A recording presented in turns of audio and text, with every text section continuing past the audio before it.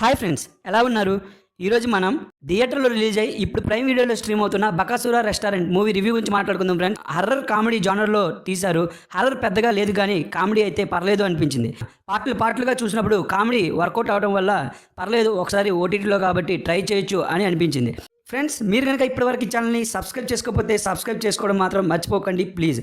Basic story line విషయానికి వస్తే, restaurant పెట్టాలనుకున్న hero అతని ఫ్రెండ్స్ యూట్యూబ్లో హర్రర్ వీడియోలు చేసుకుంటూ డబ్బులను సంపాదించాలనుకుంటారు.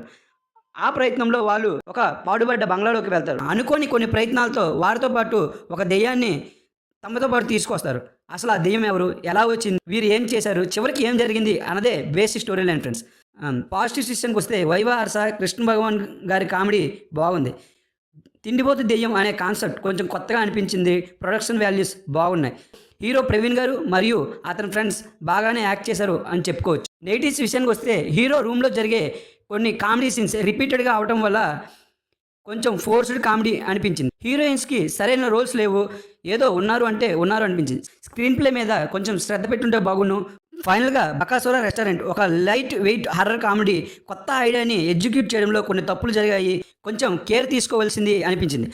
మొత్తం మీద పార్ట్లుగా బాగుంది కాబట్టి ఒకసారి ట్రై చేయొచ్చు. ఈ మూవీకి నేను ఇచ్చే రేటింగ్ 2.5 అవుట్ ఆఫ్ 5 ఫ్రెండ్స్. ఇంతకీ మీరు ఈ మూవీ చూసారా? మీ అభిప్రాయం ఏమిటో కామెంట్ రూపంలో షేర్ చేయడం మర్చిపోకండి.